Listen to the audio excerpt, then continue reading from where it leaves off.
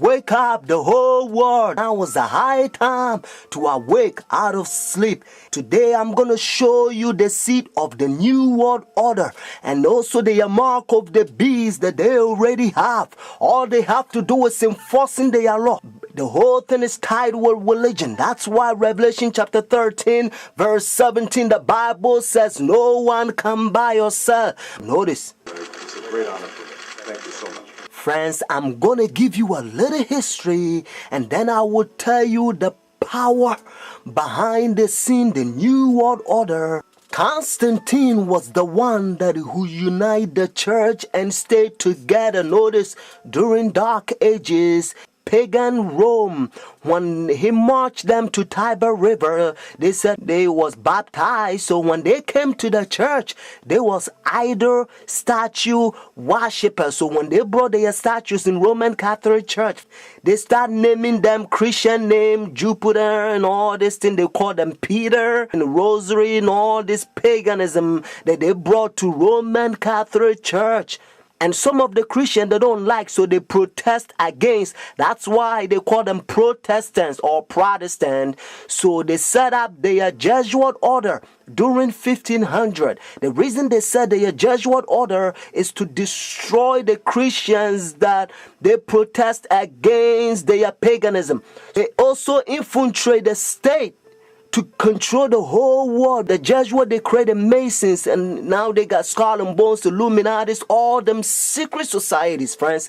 They control the whole world. And what else? Obama and all them powers, they all belong to secret societies. I love everybody. I don't have a choice if I want to go to heaven, but I got to tell you the truth because the whole thing is tied with Bible. The church and state is going to unite in the last days and they will bring the mark of the beast that the Bible says. So notice. You came from circumference I did, your old country. Yes. And it was successful. Successful? You have some decisions. It's not so easy with all. The Iraq War has been another foreign policy challenge, beginning with John Paul's papacy. Other foreign policy priorities for Benedict include pushing for peace in the Holy Land and decrying rising secularism in Europe. He's also been quietly working to establish relations, something that was not possible during the last papacy, largely because of John Paul's role in the fall of communism in Poland. The Chinese obviously didn't want John Paul II running around China doing the same thing. Pope Benedict is not that kind of a threat to China. Most of the time, in places around the world, Vatican diplomats work outside the spotlight, where experts say they often have an advantage. Some question how much government leaders of today truly listen to what the Pope has to say. And that, observers say, is a moral authority that can't be measured by economic strength or military divisions. A moral authority Benedict hopes to draw upon when meeting with U.S. officials and speaking before the United Nations. I'm Kim Lawton in Washington. Now we can see a new world coming into view. A world in which there is the very real prospect of a new world order. Pope Benedict XVI is calling for a new world financial order. A document entitled Charity and Truth was released just hours before the G8 summit. Friends, the Jesuit order, they also infiltrate every religion, especially Sunday churches. That's why Revelation chapter 17 called this power whore. Notice, the mother of harlot. Jesus Christ is the one who died for the whole world and he's drawn everybody to himself. But this power, they don't want you to go to Jesus Christ. They want you to go to them and confess your sin to them. So notice what Revelation chapter 18 says. And they also infiltrate the kings, presidents. So notice. And he cried mightily with a strong voice, saying, Babylon the great is fallen and is fallen, and is become the habitation of devils, and the hole of every foul spirit, and the cage of every unclean and hateful bird. For all nations have drunk of the wine of her fornications. And notice, and the kings of the earth have committed fornication with her. Friends, now I'm going to tell you their mark. Notice this power, the mark of the beast. Because notice, if the Bible says the mark of the beast, means this power has a mark The beast is a language that God is using for this power. And they themselves, they says in their own book, the book of Catechism, the old version, notice, they says Sunday worship is their mark of authority. The new version, they don't use the word authority, but at least, thank God, they still admit it. Even the new version of Catechism, they still says they changed the Sabbath from Saturday to Sunday. Friends, the mark of the beast is not worldly speculations that sometimes you hear. Some people says, well, it's computer chip, but unfortunately you don't find in the Bible. And some people says, it's 666. But according to Revelation 13 verse 18, actually 666 help you to find the beast. What I mean is to identify the beast. But the Bible says the mark. The reason why I repeat and I kind of stretch it because I don't want you to miss it. It's a deception.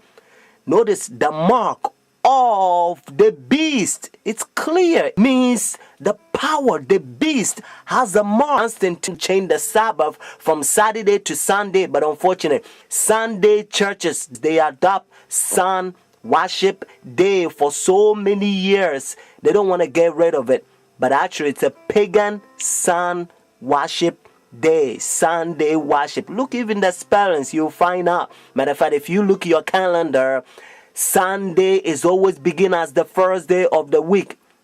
Unfortunately, they will skip, and some people, they don't know, they will count Monday as the first day of the week, because according to Revelation chapter 12 verse 9, the devil will deceive the whole world. So it's a deception. So a lot of people, the devil, he's in the process blinding the people, including the Christendom. Friends, if you go to church Sunday, notice the first day church, now you don't have the mark of the beast according to Revelation 14 and 13 unless the law is enforced. That's why now you hear different country, they try to forcing the people to not sell or do anything on Sunday because they try to enforce the law. But according to Bible, notice United States is the one who's going to cause the whole world to worship the beast. Their sun worship day means Sunday worship according to Revelation 13. So whenever United States enforce the law, then every country also going to enforce because they control the whole world. Every president on the Roman Catholic Church. Friends, Saturday is always the Sabbath, the seventh day of the week. Notice, and again, it's always Saturday. And that's why the Bible says the seventh day is the Sabbath. Jewish nation, even though I'm not Jewish, they still keep the Sabbath Saturday. And also encyclopedia, you will find it even different language. If you speak Spanish, Sábado means Saturday. You can also find in the Bible, according to Genesis chapter 2, verse 2 to 3, you're going to find out that God created heaven and the earth 6 days, and the seventh day he rested, and that seventh day, it's Saturday. And then Jesus Christ, remember, when Adam and Eve, they sinned, Jesus Christ came to redeem our soul, and he finished his work 6 days, Friday afternoon. Remember, that's why they call it Easter Friday or Good Friday. It says it is finished Friday, and then he rested Saturday, just like he rested Genesis chapter 2 verses 1 to 3. And Sunday, the early day in the morning, you will find in the book of Luke chapter 24 verses 1 to 3. You will also find in Luke chapter 23 verses 50 to 56. The seventh day is always Saturday until Constantine 321. He changed it from Saturday to his own pagan sun creation worship day. The devil behind the scene. You are about to see the power. God is going to fill up with his outpouring just like he did it for the first century, the apostle church. And then we're going to go forward and preach the loud cry. The third angel's message. We're going to protest against their pagan sun worship day. Means their Sunday worship.